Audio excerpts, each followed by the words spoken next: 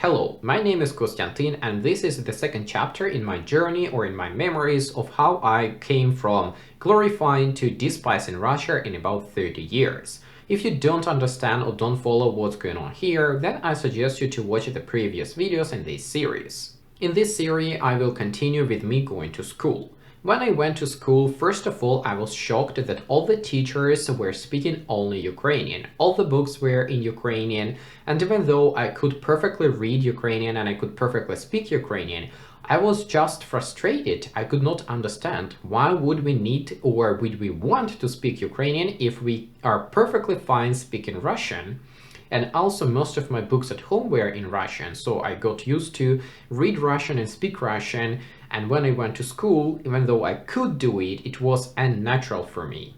Additionally to this, about half of my classmates were speaking Ukrainian and another half were speaking Russian. Also, it happened that in my particular class there were a few children who were speaking exclusively Ukrainian, and these children were extremely mean and basically like bullying everyone else.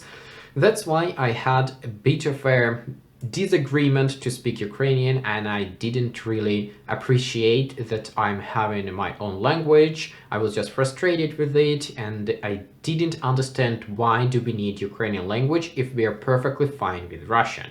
Back then, in the most of the Ukrainian schools, children did not learn English until the 5th grade, but I was going to a special school where we had English from the 1st grade. So I had to learn 3 languages at the same time: Ukrainian, Russian, and English. Of course, I didn't really like to learn English because it was very confusing to me. In Russian and Ukrainian, we basically say what we write, so you can just read anything and it will be correct. But in English, as you probably know, we say it in one way and write it on the paper or in computer the other way. So I had to learn new combinations of letters and new concepts that some letters, when they're combined together, they're making a different sound, and it was rather annoying.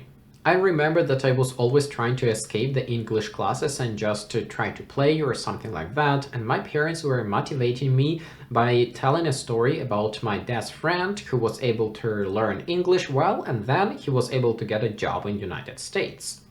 They were telling me that because he was smart and he learned math and was able to learn English and then moved to United States, he was having a much better life, he had salary that he could afford buying house, buying food, buying clothing, all that stuff.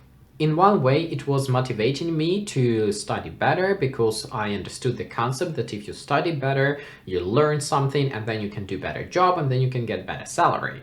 But on the other side, I was completely frustrated and very puzzled why everyone is telling me about the evil United States that destroyed such a great country, USSR, and now people are moving to the United States for the better life. It was hard for me to combine these two facts together, but as a child I didn't really bother about it. I just got that this is something which I don't understand, and I moved on. In Ukraine, children have summer holidays in June, July, and August, so there are 3 months that children do not study in school. And usually during these 3 months, I was going to my grandparents, and my grandfather brought me a bicycle which was back from the USSR. It was an okay bicycle and I could ride it. It was of course fun because I did not have bicycle at home.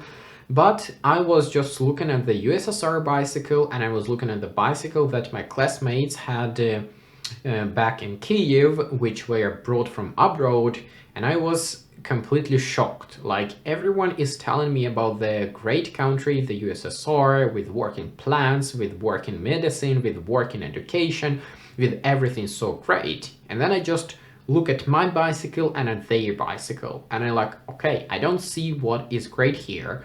I want that bicycle. And of course, it was not just about the looks. Like riding a proper bicycle which has everything aligned well together, when you have chain and the cogs, everything is lubricated and made well, it is just so much smoother and so much better. But the USSR equipment was very often made in a very rough way that you have to fight through it to be able to use it. And that bicycle was not an exception. It has very weirdly shaped handlebars, so it was very hard and very annoying to turn, and also it did not have any gears. Anyway, you probably understand what I mean. Then another hard subject was the World War II and German invasion. In the school, of course, they were telling us about this war and how Germans were torturing poor Ukrainians and all the other stuff. And I also had a very thick book, which was called something like Book of the Future Commanders. I liked that book and I read it multiple times from top to bottom. About half of this book is about the World War II, and I will talk about it a bit later. But first, when I listened to these stories about Germans torturing Ukrainians and how bad it was in World War II, I got hyped up. And then when I was in the summer going to my grandparents, I was trying to talk to them and like, okay, so how it was? Tell me how it was during the war, how it was to meet the Germans. And my grandparents, they simply didn't want to say anything. It was very confusing because I'm coming in a very hyped up mode that they are going to tell me about the heroic stand of Ukraine against the German invasion and how the Soviet Union heroically defeated such an evil as German Nazis.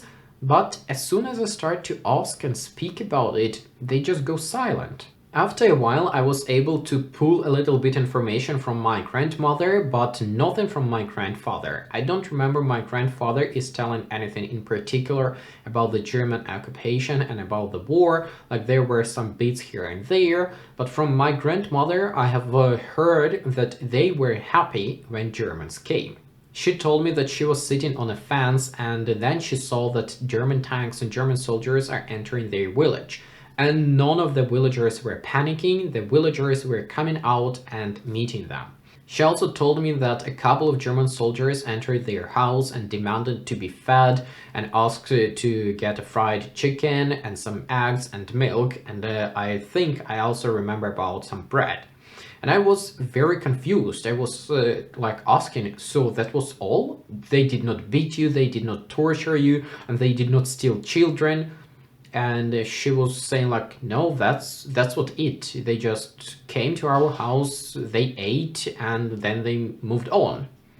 And I was very confused, like, this cannot be the end, because everyone else is telling me about these horrible times, about these tortures and all the other stuff.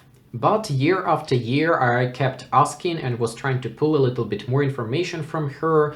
Of course, every year I was learning something more in the school or reading something more from a book and then coming back and asking her. And one time I got a discussion about the bombardment from the German bombers. Especially, I remember that there were some horrible stories about the German bombers, the Junkers, Ju-88 and Ju-87, which were causing lots of damage to the cities and civilians, according to what I was told in school and in the Soviet books. So I came to my grandmother and tried to ask how it was under the German bombardment.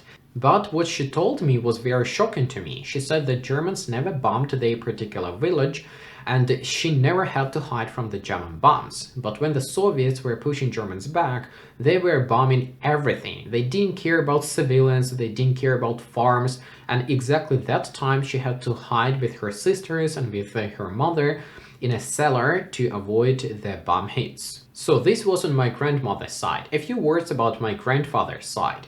As I have said, grandfather was usually trying to keep silent and don't tell much about the past.